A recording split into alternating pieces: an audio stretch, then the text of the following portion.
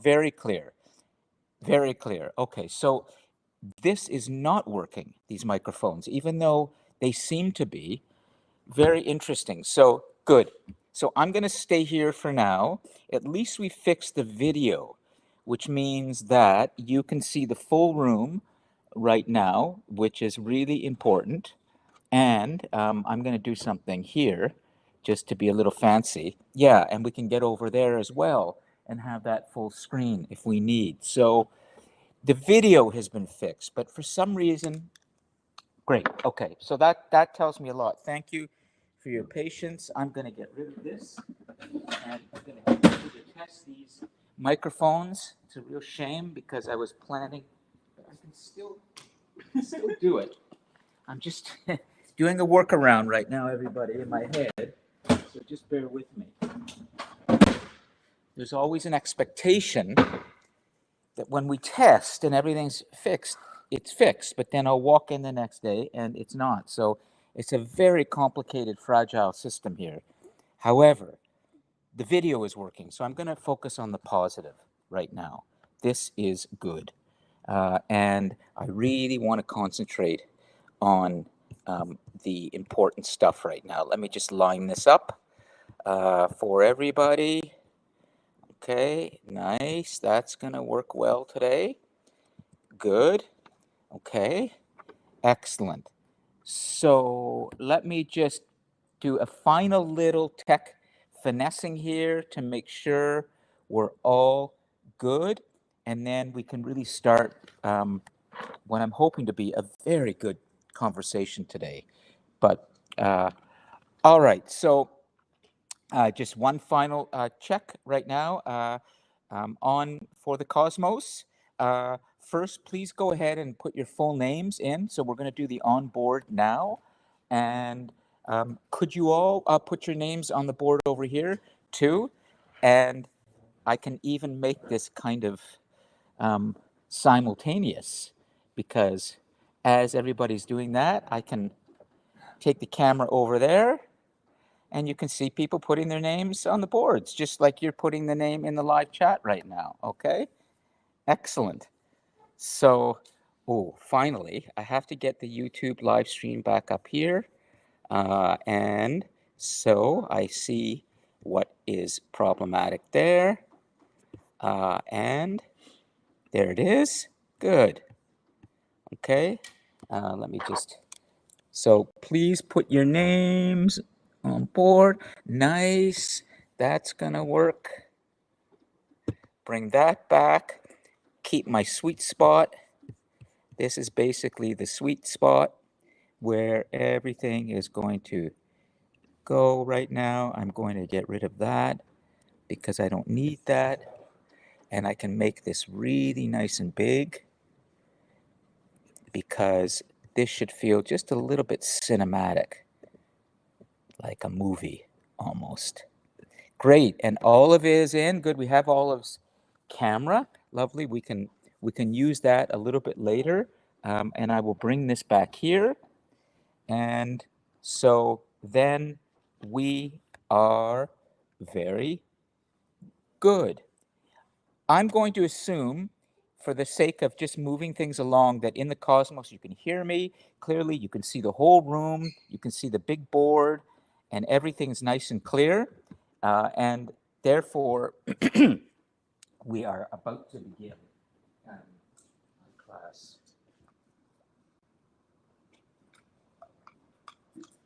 Excellent. Excellent.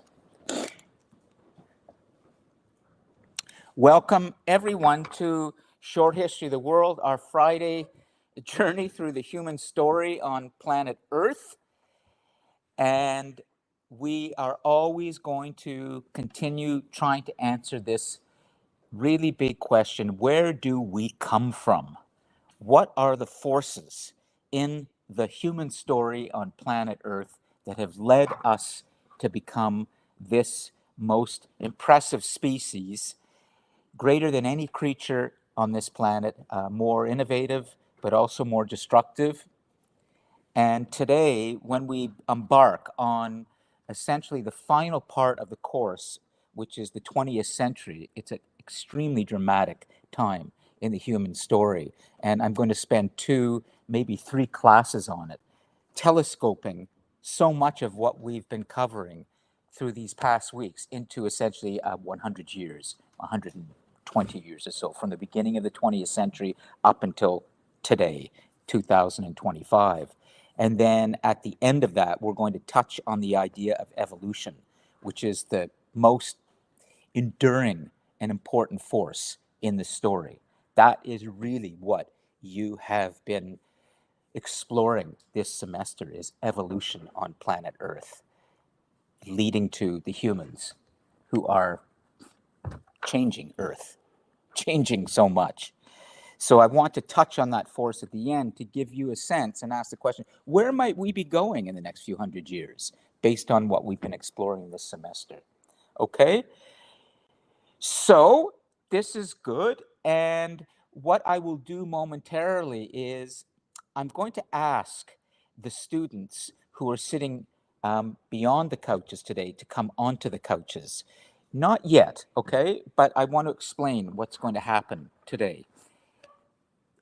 As you all know, I've been working hard to get the technical part of this classroom working the way it should. It's been a constant problem for me. And you saw the video that I posted for the announcement and everything? Okay, so if this room works the way it should, essentially what we have is a real, live, in-person, interactive class where I deliver a lecture to you, but in the lecture itself, we continue to have a conversation.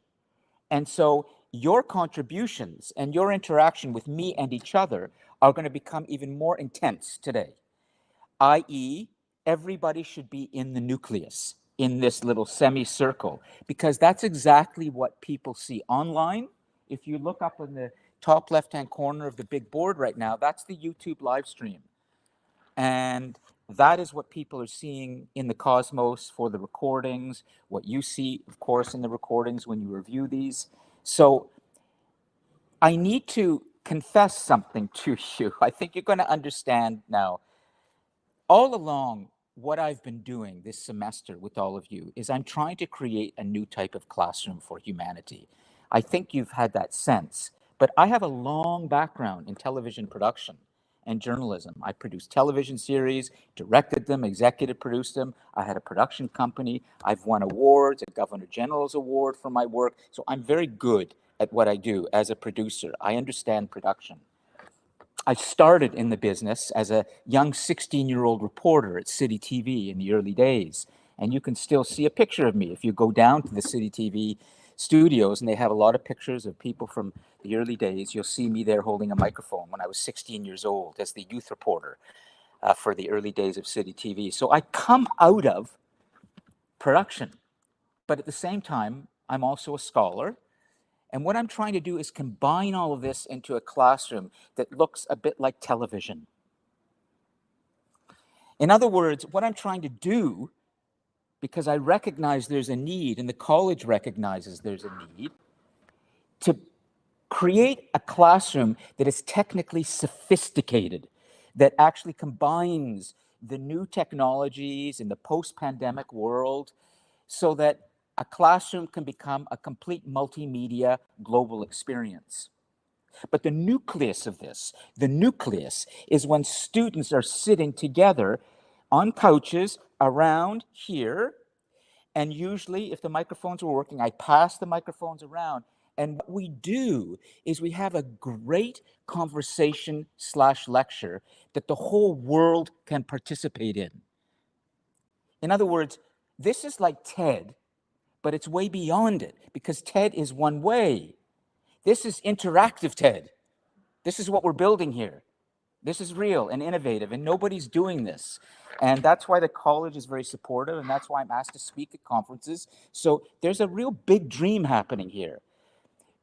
But it depends on the students being willing to sit on the couches and talk. That's critical.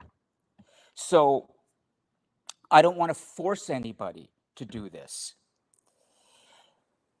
But as you've seen so far, there are certain students this semester who migrate immediately to the couch, and they become the default students. And I've probably been playing to them quite a bit because they aren't afraid.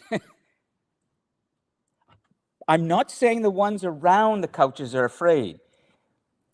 What I'm saying is, I think you're used to a certain kind of classroom where you're passive generally, and I'm asking you to be active. If you feel that's pressure, you don't have to come in here. But today, what you're going to see, now that we have the video working and we have the whole room working, is that the vision of Together We're Leading the Way is going to be visually clear. All semester, I've been standing at the podium like this. That's what you see. I don't want to do that. But that was done because technically we have problems. But now what you're seeing is Together We're Leading the Way, and we're together. But I don't have because of my television experience, I understand how to frame a camera. I understand good audio. So I don't want to be using all the overhead cameras going around the room because it looks like, we're in a prison or some kind of surveillance cameras. So I only have one camera that's at my eye level, and that camera is positioned so that it's locked off up there to make everybody feel as they watch that they're kind of in the classroom, and it's a lot more intimate and close up. I call it packing the frame with people. So there's a method in all of what I've been doing, but I'm going to say this finally, and then I'll just move on. For those of you who are not on the couches now, I ask you to please come onto the couches today, but if you don't want to, you don't have to, okay? That's all. Just know that there's a method to this, and that if I'm really moving around today, I can't, again, but if I had the microphone working as it was, I'd have my headset on, I'd be moving around, and we'd be having a great conversation. I'd be handing the microphone around, and you would be seeing on television something that's never been done, which is a live, interactive discussion about things that matter with the next generation of people in this world. You can't find that anywhere. And we're doing it at Durham College. So I'm stuck again at the podium today, but at least you see visually that, okay? So, all right. Does anybody have any questions in terms of what I just said? Do you sort of understand now a little bit more what is being attempted here? And it all depends on all of you in the end. Okay, well then, I'm going to jump into it today. And I'm going to try and begin a lecture and try as much as I can from the podium to have the good conversation today, as if I were walking around. And you're welcome to contribute the way you always do, but your audio will not be so clear. It's on my laptop, but what the hell? At least you'll get a sense. At least for Kevin, Avery Rose, Connor, Maramuta, right, Connor? Connor, of course, Nora and Olive, they're going to feel like they can jump in. And it's going to feel like a little bit like we're around a dinner table and we're having a great conversation, but there's no booze. There's no wine, there's no beer, but it's an amazing conversation about the world, led by me, your professor, who's going to guide you through today a very important part of this whole story, which is the 20th century. So unless there are any questions, I'm going to start, okay? And I do need, as always, a scribe to get the notes down clearly. And is there anybody who's ready to do this? Avery Rose, go for it, okay? That's excellent. So there goes Avery Rose. For everybody who's watching, she's going to be our scribe. And that's great because in the first slide, I just want to make sure I deal with a bit of housekeeping. Could you just start a new slide called coming, okay, or ahead, what's coming? And here's what I can do now. I can pan over to Avery Rose. You can see on there, And there she is. Now you got, and you're writing and go, coming in short history of the world. And then I can come back. And if we had the microphones working well today, I would even give you a microphone, Avery Rose. But anyways, so that's what matters. Top left-hand corner, you'll see me going back and forth. Assignment 2 and assignment 3, really important stuff, okay? So let me just clarify something that I mentioned in the video called Important Announcement. I was supposed to have assignment 2 posted last night within 48 hours. I'm a little backed up again. Saturday for sure, assignment 2 will be posted. But I can tell you what it will be right now. All you'll see on Saturday is a repeat of what I'm about to tell you, okay? So let me make sure you're clear, because this is worth 20% of your grade. And the third assignment, which is due December the 12th, is worth 30% of your grade. So you now have 50% of your grade, hanging on what's coming. So it's important I just get this clear for you, okay?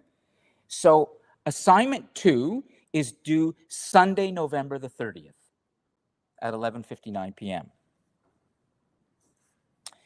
And in it, what's that? Sunday, November 30th. Yeah, November 30th, exactly. Great, Avery Rose. Any clarification? Go ahead and ask, okay? You're going to have 2 options for this, as I have already mentioned, but I just want to make sure you're really clear because things have been shifting. The traditional assignment, which you can choose, is that you pick one class that we've done this semester, one class, and you explain why you've selected that class over other classes to reflect on. So it's the same idea of your discussion post that, no, it's not quite. It's the discussion posts are questions and answers or questions. Here you're choosing, like you did in assignment 1, you chose 3 forces. Remember you chose 3 forces in assignment 1? Now you're going to choose a class, whether it's class 1, 2, 3, 4, 5, 6, and you're going to reflect on why that class matters to you, why you think it's more important than any of the other classes we've done this semester. Again, it's a reflection. 725 to 750 words. And I'm going to be asking you to provide one source in it, an independent source, for which you give the work cited at the end of the reflection. One independent source. I'm getting you ready for your big assignment on December 12th, where you're going to have to give 3 or more sources. So now I'm asking you to fold in to your reflections now some research. Follow? Everyone good with that? Okay. Yeah, sure. Plus one independent source with citation. Great, Avery Rose. And here, everybody, is a little closer view of our great scribe at work. And our scribe always has to be writing with their hand in this class, because this is my way of saying to all of you, remember how important the written word is in the story of humanity? Every time we see Avery Rose or any of you writing on that board, I hope it reminds you of those early humans who figured out how to write with their hand. What power this gives us. What power, okay? That's the method in the madness. Okay, the option is that you can do that, or you can go to what I've posted already in the Class 11 folder. It's called DC Talks. And I think, no, Sue, you were here on Wednesday, weren't you? Were you here on Wednesday for DC Talks? I'm not sure. Okay. You were online? You were online, yeah. I knew you were somewhere. Okay. Prince was here, of course, because I saw, yeah. Instead of doing choose one class, you can write about that event and how you see that event in terms of your own career choices. What about that event you might have felt could help you, or inspire you about your own career choices after you graduate. Okay? So you have that, and you could, again, 725, 750 words, due on November 30th, with one independent source. Okay? So it's either one or the other. It's up to you, but when I go to the inbox, on December the 1st, and start marking your first assignments, I will see either one or the other. I don't know which. Okay? Okay, great. So everybody clear on that? Everybody in the Cosmos clear on that? That assignment too is a major bit of stick handling for me this semester because of that DC Talks event. Kevin? Do you have a preference of MLA? No, just one or the other, MLA or APA. I'm good with that. Yeah. And it's just one source, okay, right at the end. But in the final assignment on December 12th, you were doing 3 or more. So, okay, about that final assignment, I'm not going to say much, only that the assignment sheet will be posted soon, and that is a major work that will be due on Friday, December the 12th. And that's worth 30%. And essentially, that will either be 1,400 or 1,500 word essay, or you could do a video, or for the final class of the semester on December the, that one I think is the 12th, or I think that's the final class, or the following week is the final class, you can do a presentation in front of the students. But I'll touch on that more next week, okay? Just be aware that that's coming too. Nobody?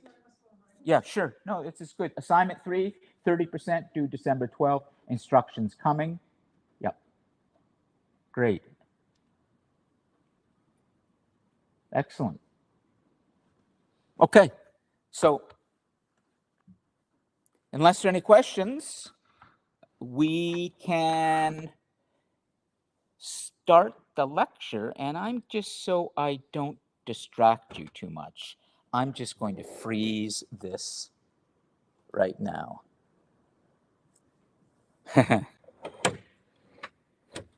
That's where I'm going to start the lecture, with a movie that has just been released with one of my favorite actors, Russell Crowe. He's a little bit crazy, I know, because he worked in Toronto and I had a friend who worked on the film with him. And so he's, listen, so many artists have mental health issues. It's so common. Very creative people, very talented, accomplished people have all sorts of mental health stuff they struggle with.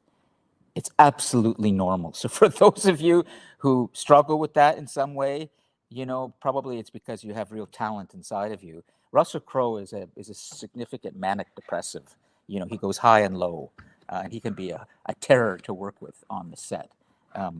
But he's also brilliant. And he's taken on a very brave role.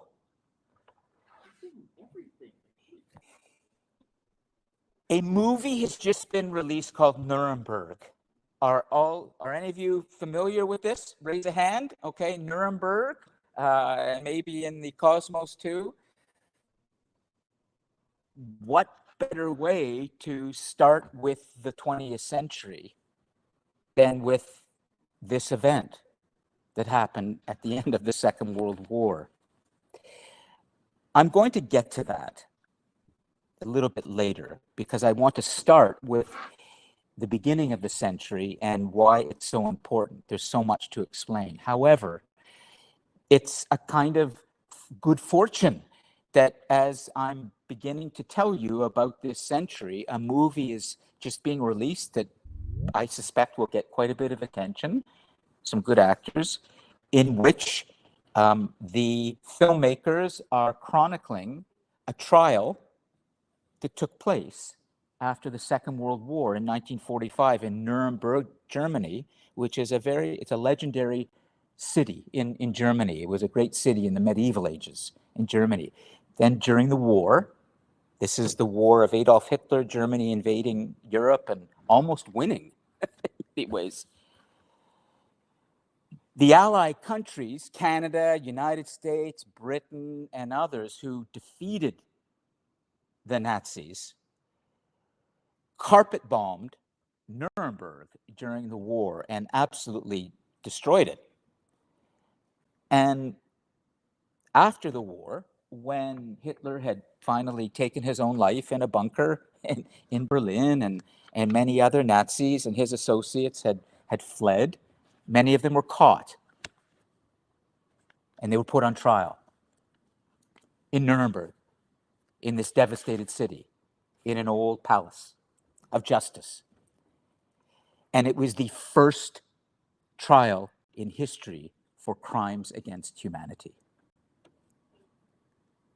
So we have to ask the question, how could we humans, after everything we have been through, everything you have heard about in this class, after the transatlantic slave trade and humanity's stain, the wars and cruelty and so much, that we would now, in the 20th century, be dealing with a new problem, a crime against humanity.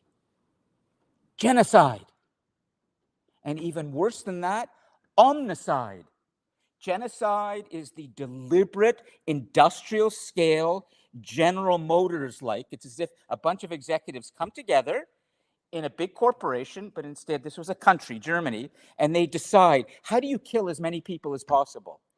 This is industrial scale genocide in which humans plan out the liquidation of as many humans as possible. This is real, it happened, and these men were put on trial at the end of the war. That's called genocide. Omnicide is when you can destroy everything with nuclear weapons, all life on this planet. This is about to happen in the 20th century. So we need to get there. Genocide, A.V. Rose, and omnicide, a term I'm not sure any of you have heard before, but maybe you have. How many of you have heard the term omnicide?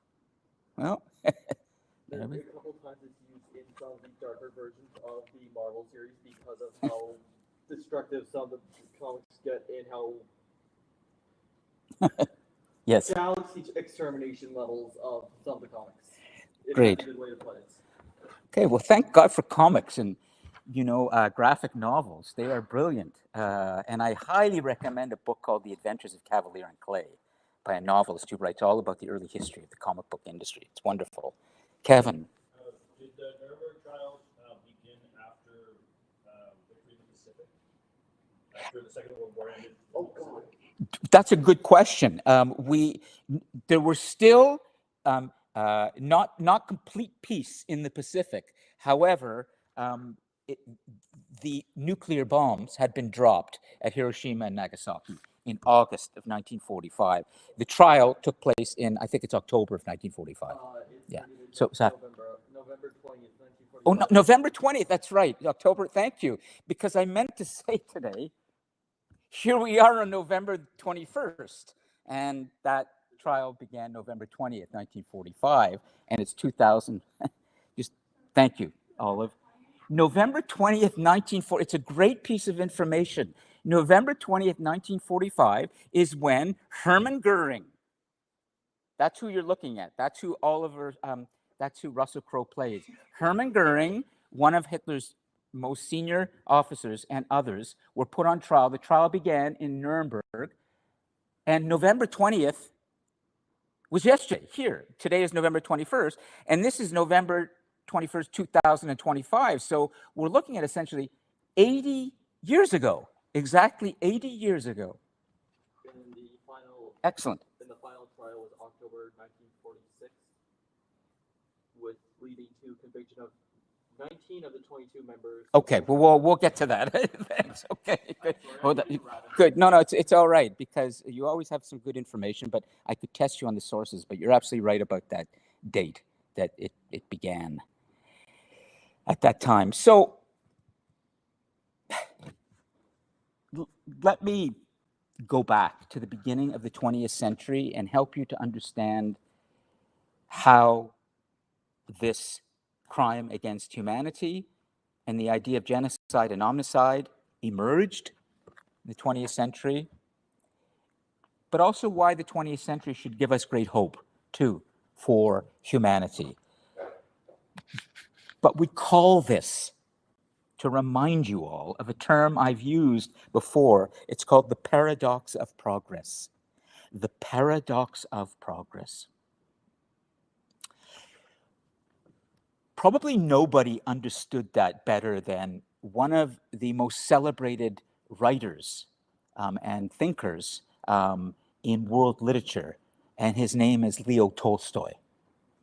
And Leo Tolstoy wrote a masterpiece, several, the Russian novelist, in the tail end of the 19th century, the sort of late 1800s, early part of the 1900s. As we're transitioning from the 19th century to the 20th century, he wrote the classic War and Peace.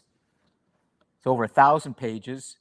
It's the book everybody knows about but has never read, or has read some because it's so long. I've read half of it. I could bring you in my copy, but Leo Tolstoy was just a very forward-looking and deep thinker and writer. And I wish I could spend more time talking about him, but this is an actual photograph of him at work, at his study table in the countryside of Russia in the 1890s, when photography was just beginning. And what Leo Tolstoy said was that man, as he called the human still, we will eventually begin to. Leo Tolstoy, L-E-O-T-O-L-S-T-O-Y, Leo Tolstoy. Probably you've heard of his name before, Leo, sure, S-T-O-Y, Leo Tolstoy. In his writings, and even in the way he led his life, he said that man, the human, has a dilemma, has a problem. That as we grow, we are taking more from the earth. We are at risk of destroying more than we create for the sake of human progress.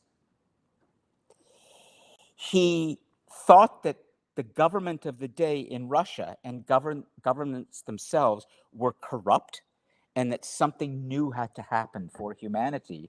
But he didn't know what that was exactly.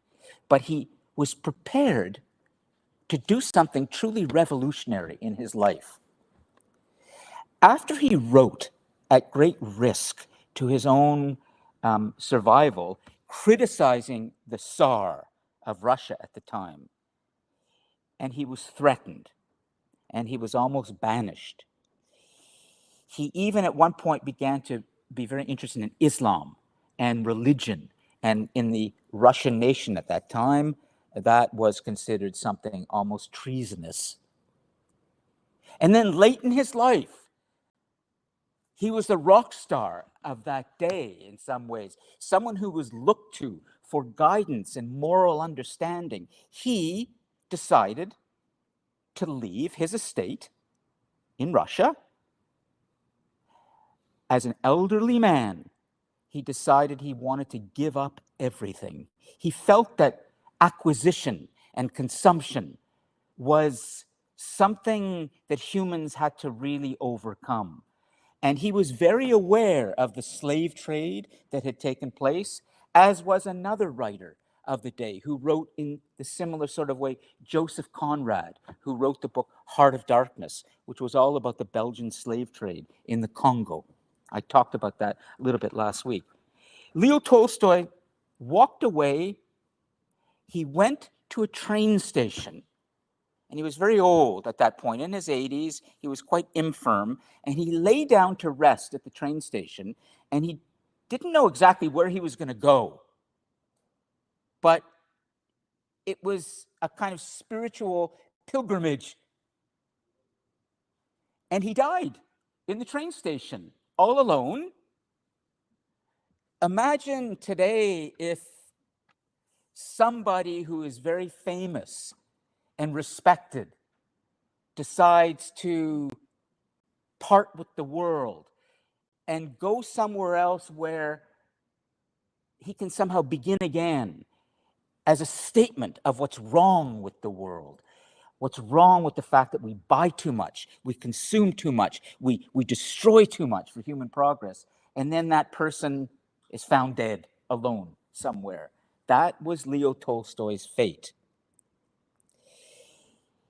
This idea of that humanity at the end of the 19th century, as we're coming into the 20th century, was entering a very interesting period in time because we had abolished the slave trade, the international slave trade, the institutionalized version.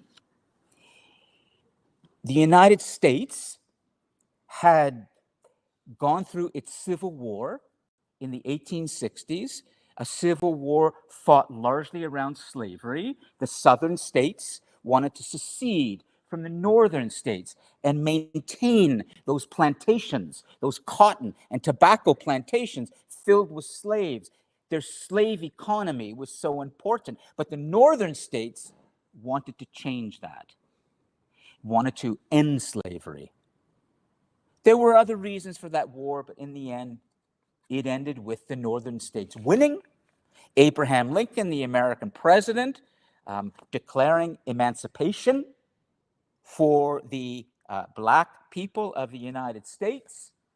There was a 14th Amendment made, 13th Amendment to the American Constitution about the end of slavery. And so there were positive developments that had happened, near the end of the 19th century, largely around this idea that you're looking at right now, that Thomas Paine, one of the important writers at that time, wrote in his book, a little pamphlet called Common Sense, where he said that my own mind is my own church, that the human being, wherever he is, in any part of the world, deserves to be respected for his mind, for his dignity, that we are now past this time of kings and queens and god kings, and now is a time where we can have greater freedom for all. That was the dream. As it turns out, it was more of a dream, because I'm afraid to tell you of what's about to come in the 20th century. But let me stick for a moment to what was positive and hopeful and important for humanity at the beginning of the 20th century. Science and technology were developing at such a rapid rate then. This is a picture of scientists gathered around a computer at the Center for Nuclear Research, CERN, where the Hadron Collider is based in Geneva today. The Hadron Collider is the biggest machine on Earth, and it's where humans are simulating the Big Bang and other early events in our universe. This idea that the human being, if his mind is freed, and if all humans are respected, and all human potential is released, that we will allow the human to solve so many problems. The human being wants to know the truth of what's happening in the real world. And that is exactly what science is, and why it's such a powerful force. It's humans trying to figure out what's really going on. Why is the grass really growing out there? Why is the sun really rising? What's happening on the moon? But answering it through common sense. And we would see humans now in the early parts of this century beginning to develop all sorts of sciences, whether it's physics in understanding what's happening in the cosmos, whether it's the earth sciences or life sciences, what's happening in archaeology, anthropology, what's been going on in the earth all of this time. Humans, by freeing themselves more, by tapping into the human potential, when the human is free to think, we can know a lot and achieve a lot and gain a great deal of knowledge. But here comes a dilemma. It's a dilemma that is like the paradox of progress, but it's even more difficult to grasp. It's called the Promethean dilemma. Can you please write this down? This is really, really important, and it will help you to understand so much of what's about to come. The Promethean dilemma. The paradox of progress is an idea that was given to us by William McNeill, the great world historian who wrote Rise of the West, History of the Human Community. He's the one that I quoted early on in the course about slaves to the gods, that when we began human civilization, we developed this idea of becoming slaves to the gods even, and that's where the idea of slavery came from. But there's a deeper idea that the Greeks understood.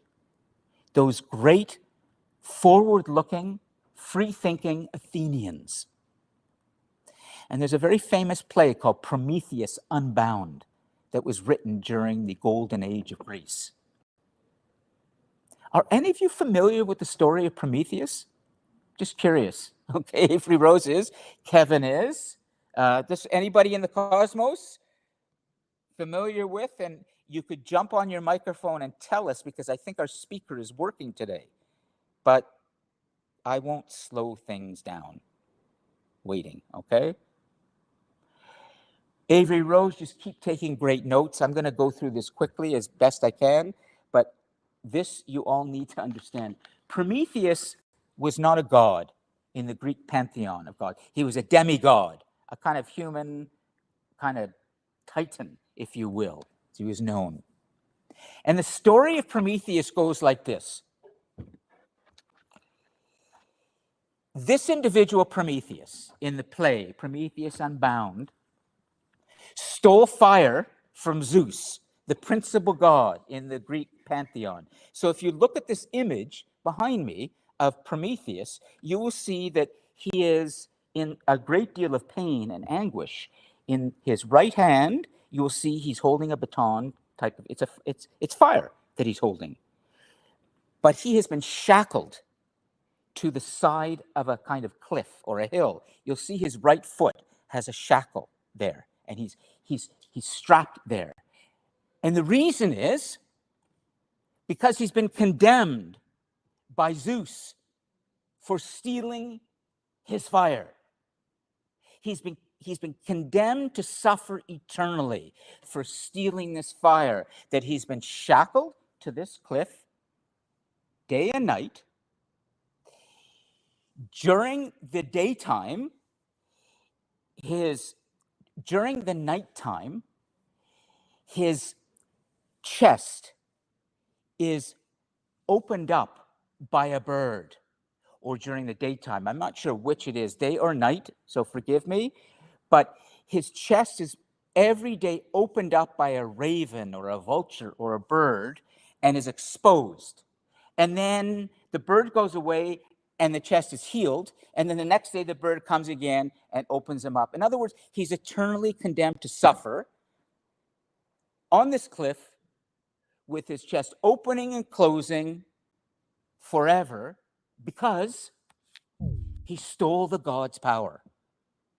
He stole a natural power. And the meaning of this, and what world historians have gone to explain, is that humans enter the Promethean age in the 20th century. It's the time when they have to deal with the fact that with all this new knowledge they have from science and all these technologies that they're creating, they are acting like gods. And for that, they will be condemned.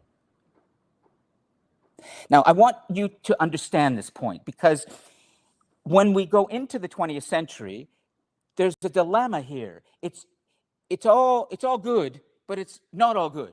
It's like AI, which is just another Promethean power. Yes, it gives us all this power to do things and create things, but look at the dangers it's giving us too. It's completely destroying companies. Exactly. And so what this means is, are you human able to deal with this paradox? Are you smart enough and wise enough to manage this paradox or not? Because if you're not, you will be condemned to suffer.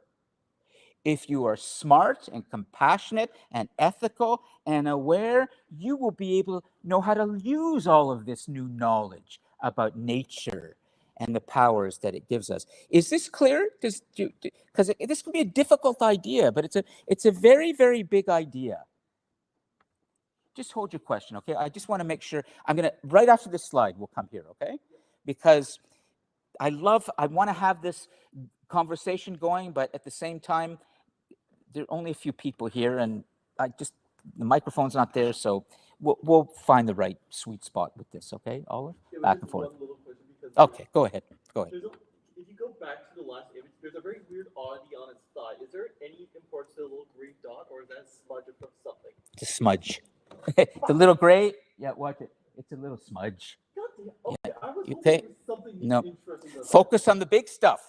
The big stuff is the raven or the vulture, I'm not sure which, in the opening. It's the fire in his hand, and it's the shackle around him, okay? I just hope there was something cool about that. Okay, nothing. I'm sorry. It's okay. So let's understand this idea of science just a little bit more, okay? Let's understand what humans are starting to grasp in the 20th century. Well, in a moment, we're going to talk about him, Albert Einstein. There may be no more important individual to enter the human story than this person. And at the beginning of the 20th century, in his 20s, he is going to be enormously productive and write many important new research papers, which are going to challenge our understanding of the cosmos.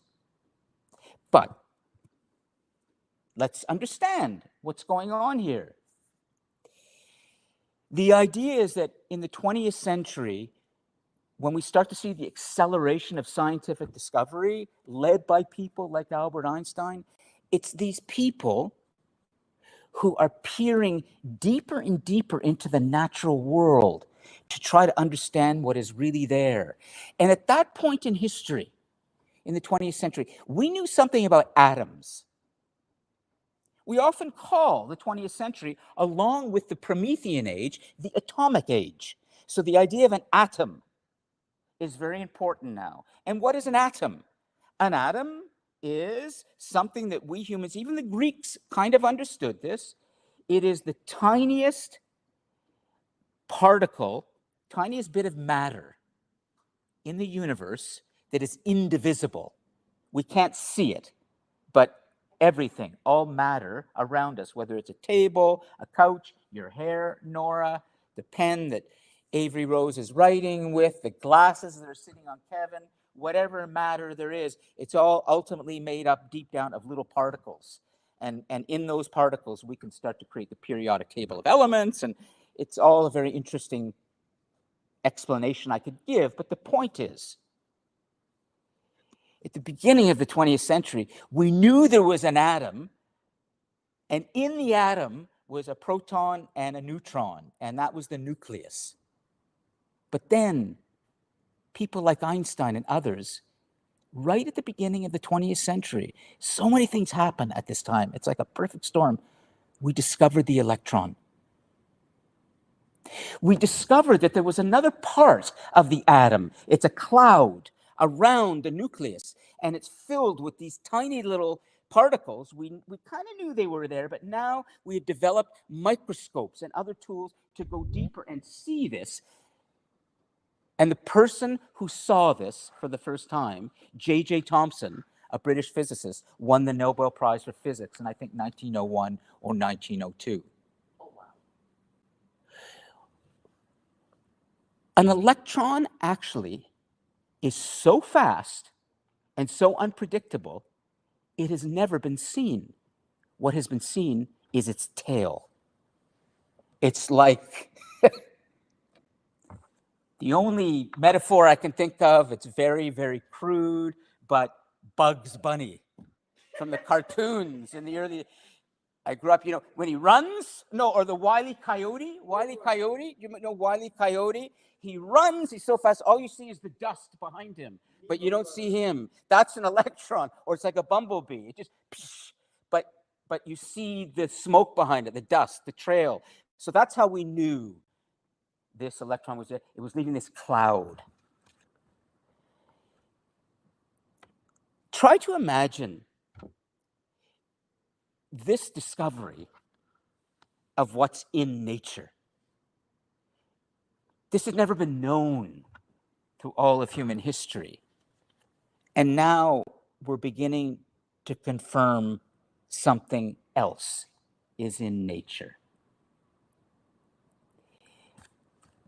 I have to tell you that when I was your age and I was in school, I found science boring.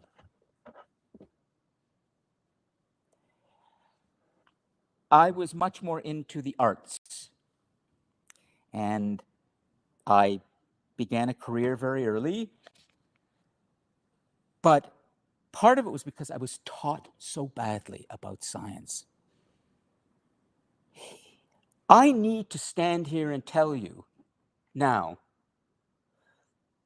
with some hope, that you will really trust what I am. We've lost this for a second. Who cares? But come back. If you don't understand science, you will be lost in this world today. Science is our ability and our desire to understand the truth of the natural world. And when you accept that there's all sorts of stuff happening around us right now that we don't know about, but we want to understand, and we will, you have to be prepared to change your idea of what reality is. That's not easy. Science is an incredible force, and the discovery of the electron has led to so many benefits in the world today, including your machines, modern electronics. It's all based on the understanding of electricity. And electricity is all about the flow of electrons. And this world that we have today could not operate without electricity. This entire global connected digital world is founded on electricity.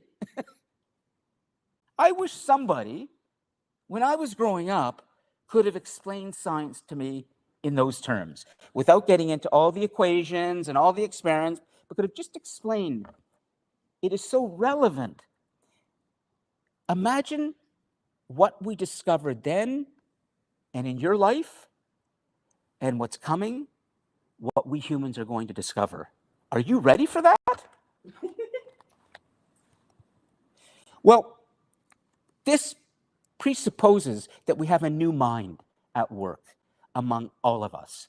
Albert Einstein was among these scientists in the early part of the 20th century who were making these kinds of discoveries. For example, Albert Einstein recognized that there is a force in the natural world, just the way Isaac Newton had recognized there's a force called gravity that is pulling things down.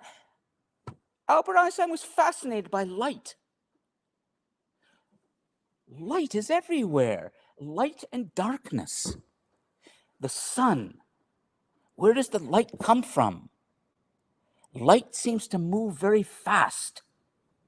And then he began to think about photons of light. Because when you look at the light and you break it down into its tiny elements, the way we did with atoms, we see that light out there right now are just photons of light coming from the sun. And he imagined, when he was 15, 16 years old, he dreamed of what would it be like to ride on a photon of light? how fast would we be going? And he determined, among many other things, that light, a photon of light, is the fastest thing in the universe. You know how fast it is?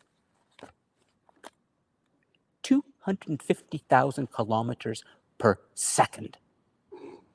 I want you to get your mind around this, okay, for a moment.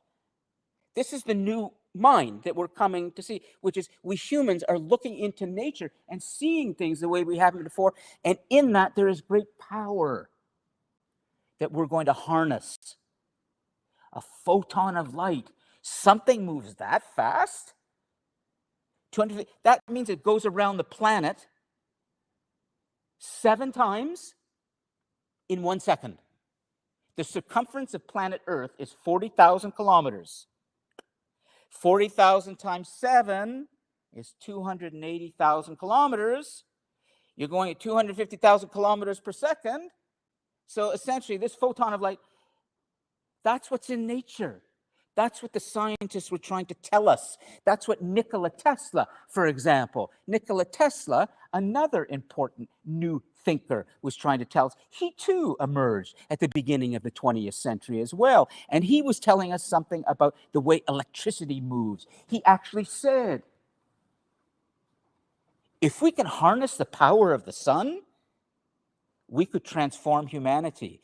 If we could start to move electricity through the environment, we could do it wirelessly. We wouldn't need cables to do that.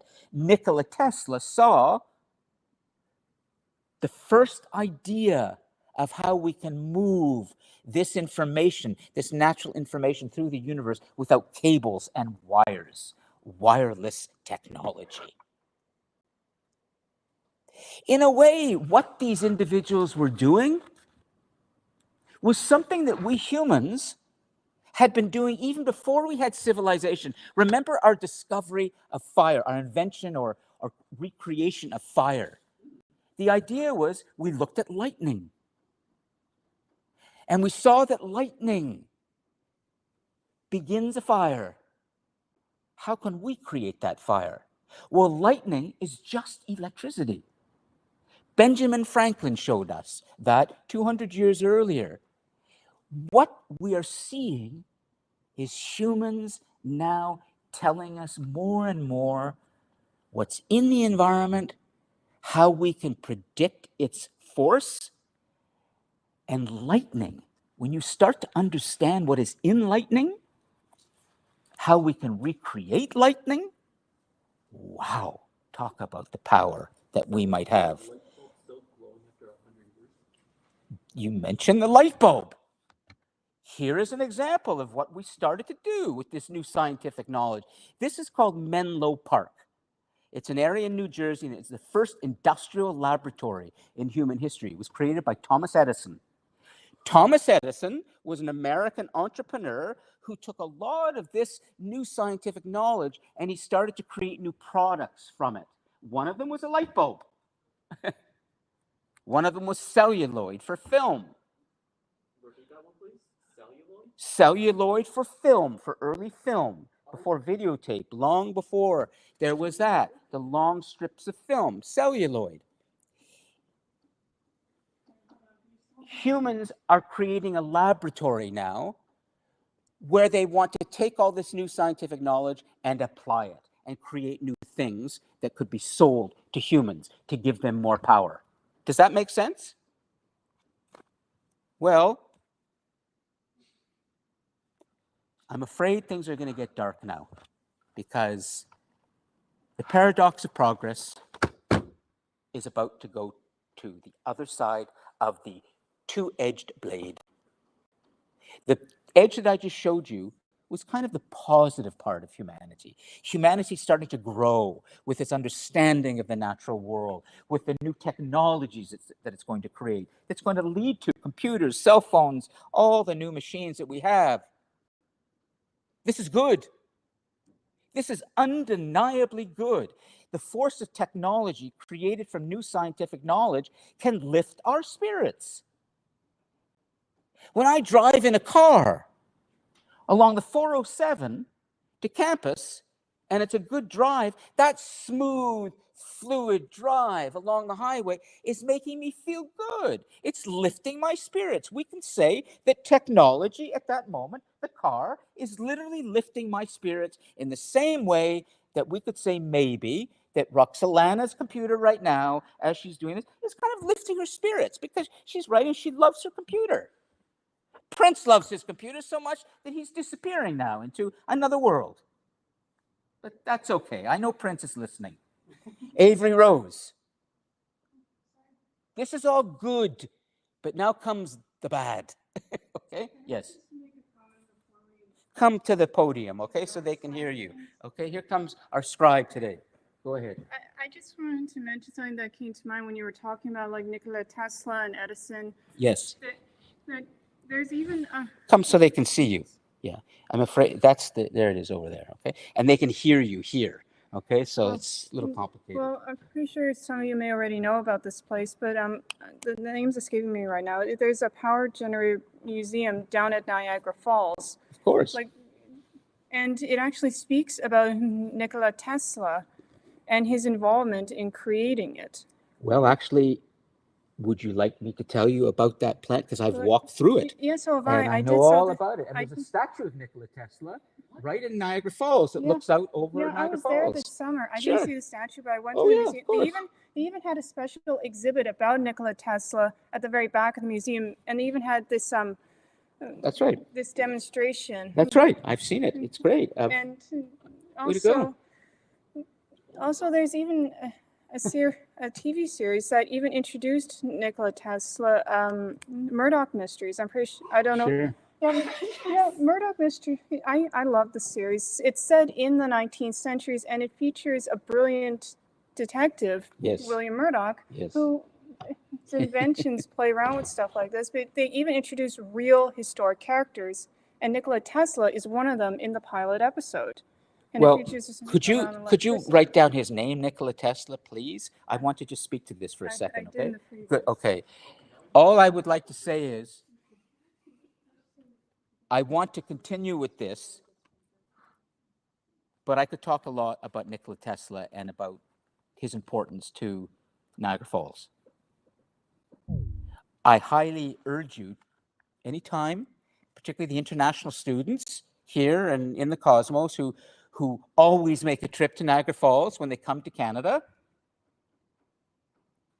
right behind the cafeteria at Niagara Falls, right in the big sort of food court there on the other side of the road as you drive past it towards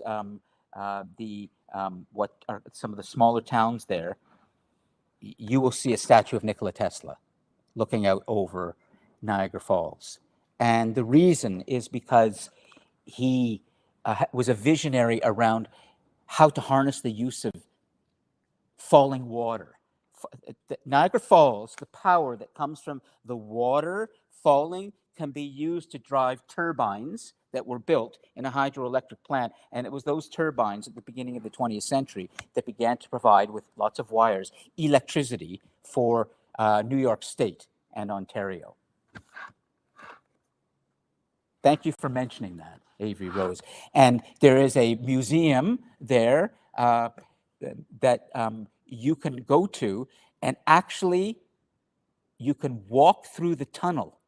It's an amazing experience. At the beginning of the 20th century, when they built the first hydroelectric power generation plant there, they had to figure out from an engineering standpoint, which these men did, incredible engineering project, how you reroute the Niagara Falls into this plant to drive the turbines, and you'll see the turbines in the museum. They're amazing. But then how do you get the water back into the Niagara River? You're taking it out of the falls, it's driving these turbines. So there was a tunnel that was built underground in which the water, after it had driven the turbines, is pushed back into the Niagara River. And of course, that plant now is no longer in use, so the tunnel is empty, but you can walk the tunnel at the hydroelectric plant. Did you walk it all the way to the platform, right to see Niagara Falls from the? It's cold. It is cold. It's spec. You. Yeah.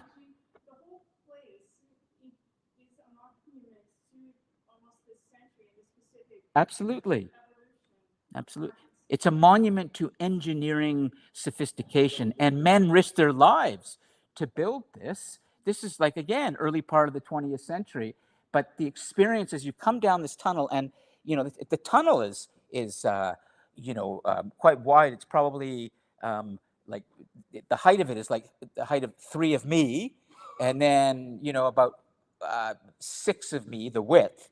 But in those days, in the early part of the 20th century, when the water was coming down, the entire tunnel was filled with rushing water that's being moved back into the Niagara River, and then it would gush out of the side of the escarpment back into the river. Now that water's no longer there. You can walk the tunnel, come out to a platform where it used to gush out, and you're literally standing looking up at Niagara Falls all around you. It's a view that is unparalleled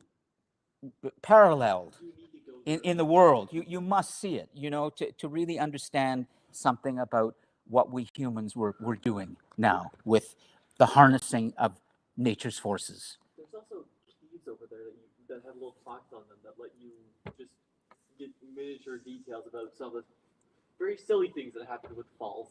Well, let me try and get through the final part in 10 minutes, okay? However, I know that as interesting as these things are for me to talk about, it doesn't matter. Your attention span is a human attention span. We humans are not machines. You get distracted, you get bored, and you lose interest. So I'm aware of that. So I want to stop for a second, me yammering on here. Does anybody have any questions? Does anybody want to know anything at this point about what we have been discussing? And then I can try and finish this part today in 10 minutes. But I want to make sure, and I'm going to do something here, everybody. I'm going to try and make believe for a moment that I have my headset on and microphones, and we'll just do this. You can't all hear me very well right now online. You just hear me from my laptop. I'm going to imagine that there are students here and we're having a good conversation. Does anybody want to say anything? Make sense? I don't want to go default. We'll default here. And I want to make sure everybody, I know there's smart hit. Roxalana, go ahead. I actually saw the Nuremberg movie that you put up there. I saw it like a week ago. And? It was really, Was it really good?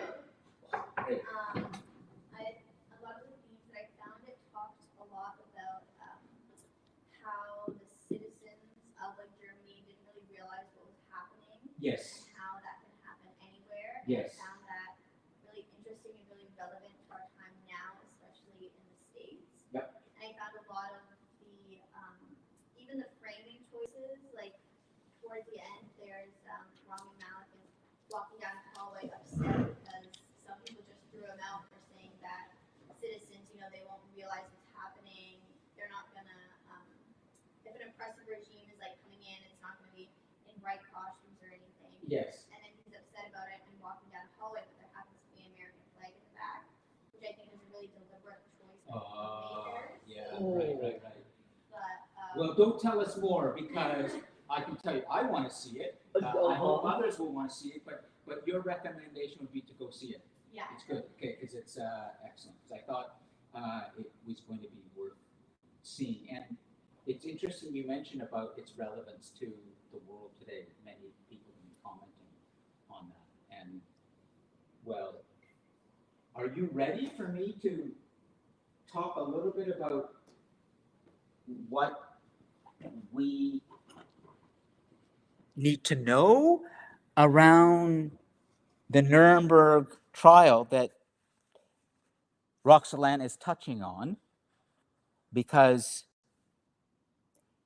probably you do know some of this, but probably you might have a difficult time accepting that what I'm about to say could happen again.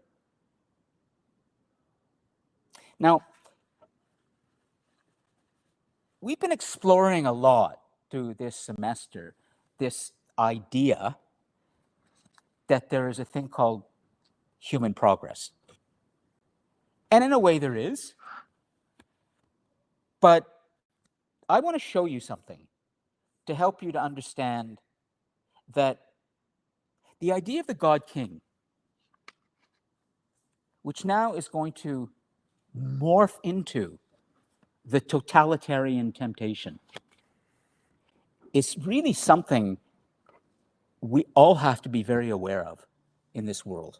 Now, what I'm trying to say is the two world wars that I'm about to just touch on very, very superficially, but just to help you to understand a little bit about the totalitarian temptation and even why the Nuremberg trial happened, is not just to tell you about these two immensely consequential events in human history, but as Roxolana said, it raises the question too, can these things happen again? Could it be even worse? Or maybe not. Well, what happened? Hold on a sec. Okay, I'll just touch on this. Go through this fairly quickly, okay? But first, because of our scientific and technological knowledge, humans began to create some very powerful machines. War as a force had not gone away. Political and social conflicts had not gone away. So one of those new inventions was a machine gun that was created. A machine gun. One of those inventions was a tank. This is all before the First World War. So we're now in a period around 1910, 1911, and we're starting to build towards the beginning of the First World War, 1914, 1918. These two world wars are the worst conflicts, the costliest and the bloodiest conflicts in all of human history. And they are so in large part because the machines that we have created now can cause death on a scale we've never seen before, at a speed we've never seen before. This is the Promethean dilemma, but now we've got something even more disturbing to deal with. I'm not going to spend any time really looking at the political reasons for the First World War because there's a lot we can talk about. There's a bigger legacy of these wars that I need you to understand. We live in the aftermath. You and I and your grandchildren and others live in the aftermath of the bloodiest conflicts in human history, in which we now have the tools to cause so much destruction that we can kill all of everything on planet Earth. That's true. What are we going to do? Well, first you need to know what happened to some extent. The First World War, in terms of the scale of destruction, we would say that something like in those 4 years, the war between Germany will play a big part in this, and the Western allies, again, similar allies to the Second World War, United States, Canada, Britain, France, Russia. Russia will become our enemy, but they were also our allies, even in the Second World War. Russia.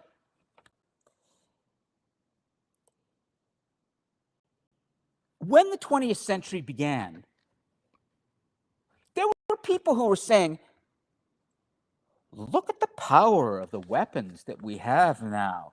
Look at the scale of destruction we could cause with our machine guns and tanks and airplanes. War is over.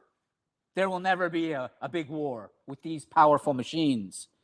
And if there is a war, the First World War, as it seemed to be moving along towards war, there's a great book called The Guns of August, written by a historian, Barbara Tuchman, who tells us about how the First World War, to some extent, was inevitable.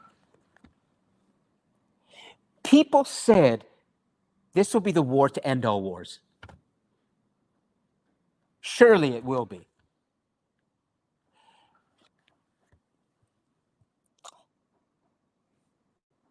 After that war, we had other problems that we began to deal with between these two wars. One of them was an epidemic of influenza. The flu epidemic that came out of the First World War was in some ways similar to what we just went through, the pandemic. It was one of the first global outbreaks of infectious disease, in large part because of the First World War. American soldiers in their barracks in the United States took the germs over to the front in Europe, and it began to spread all across the front in Europe. And the impact of that epidemic was another example of how the suffering of humanity now is starting to become very interconnected, very global. There was a global war. There was a global epidemic of disease. We are now in a different world after the First World War, in which events that happen in the world are very connected through the train and rail systems, the shipping lines, the automobiles and highways that have been built, the airplanes that we're now flying. We're starting to get more and more connected. And as a result, when we have difficulties and troubles, war, outbreaks, infections, all of humanity is infected in some way. But then there was this new idea that emerged. There's an important book. It's called The Engineer of the Human Souls. It's by a Canadian writer, Joseph Skorecki.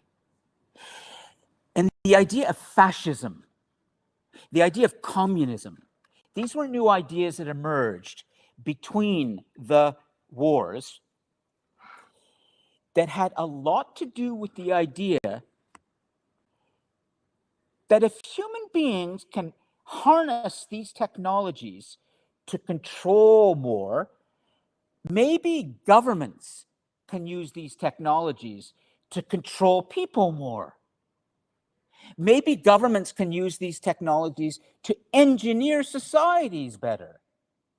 Maybe governments can use these technologies to gain greater power over human souls. Well, we saw the Soviet Union, this new ideology called communism, but it kind of was based on something that makes a lot of sense, Marxism, which is really everybody should be part of society and there should be no great power. We're all citizens in this great enterprise, and that money should be distributed equally. But that idea was adopted by the Russians, and they formed a new empire at the just at the tail end of the First World War, called the Soviet Union, based on this idea of Marxism that grew into communism, that then grew into Joseph Stalin. That's who you're looking at in the top left hand. This God, but not really, there's no religion here, but it's this individual, this father figure in whom we can trust to bring order into this chaotic new modern world.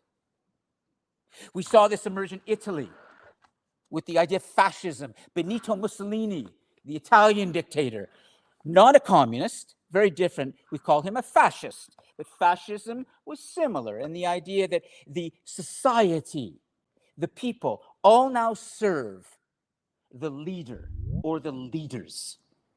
It's a variation on the God King idea, but now we're taking it into something new, and we can call this whole idea communism, fascism, totalitarianism.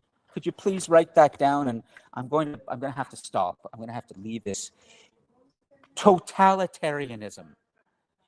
T-O-T, so total.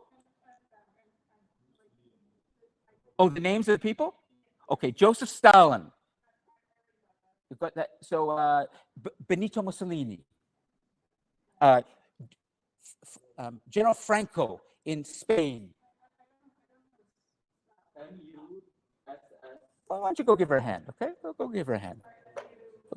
Oh, And then, of course, Adolf Hitler. So what you're looking at right on the slide, and I'm going to end with this slide today, is you're looking at the four individuals that we often talk about as the great dictators of the 20th century.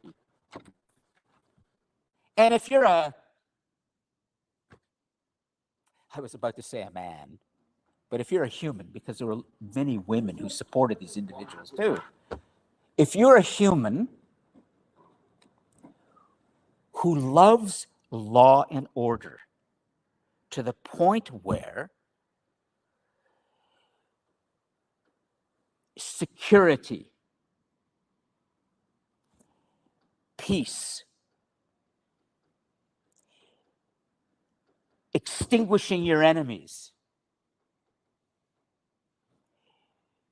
your superior race, the Russians are the best, the Italians are the best, the Spanish, and of course, the Germans, the Nazis.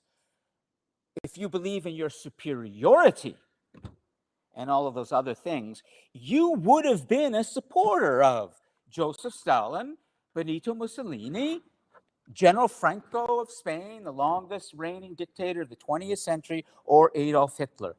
You would have loved these men just the way today we see, in a way, this absolute veneration of Donald Trump by some of his supporters who truly believe that he is almost messianic in his ability to bring peace, safety, and get rid of all the people who are somehow making your society dirty. Messianic, the Messiah. Oh, I was going to say, could you explain that one? Messianic. At the root of the dark part of the 20th century is the marriage between the ideology of totalitarianism, in which all power is total and rests around this one individual. We serve him. And if that him understands how to use technology well, if you marry totalitarianism with modern technology and science, you have the recipe for something very disturbing for humanity. Something George Orwell saw in 1984. He wrote 1984 after the Second World War. He experienced the Spanish Civil War that led to the rise of General Franco in Spain. He was there reporting on it. George Orwell, or his real name is Eric Blair. So I'm going to come back next week, and I'm going to show you how you take totalitarianism and technology and science, and you mix it all up, and what you were about to get is the Second World War and what we will have to deal with, which will be by far the worst, bloodiest, most disturbing conflict in all of human history that will end with the dropping of a nuclear bomb. And what is the nuclear bomb? The understanding of atomic power. You will see next week that Albert Einstein understood this very well. He knew that if Hitler got hold of this new knowledge that he and other scientists had gained, which is if you split the atom, like the atom that we had figured out and the electron, if you can literally split it, this tiny thing, you will unleash massive amounts of energy.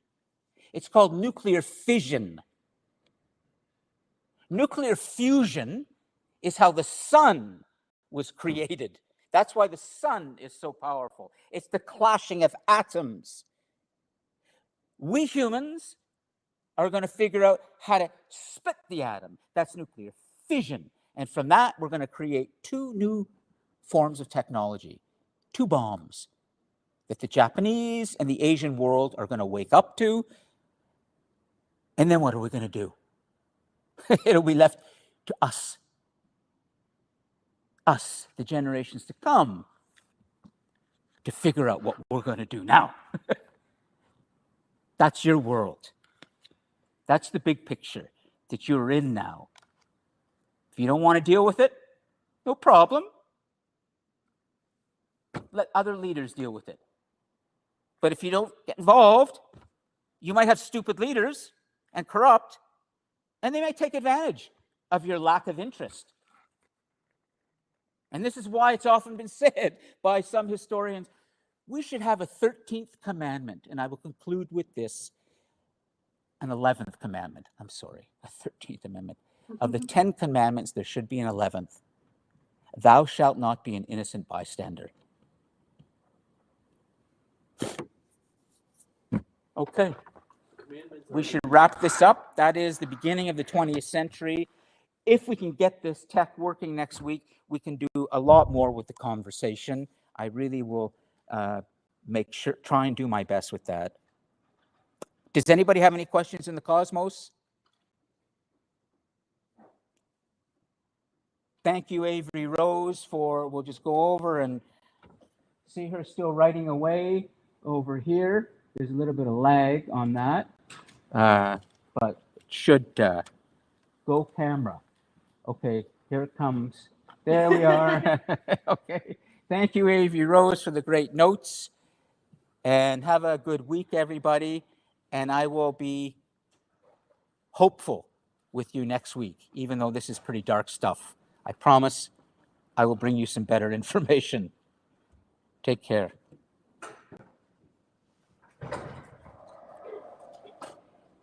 Okay, so here we go. I am going to save first the live chat. Make sure everybody in the cosmos get their names into the live chat. And that's saved. We'll stop the stream.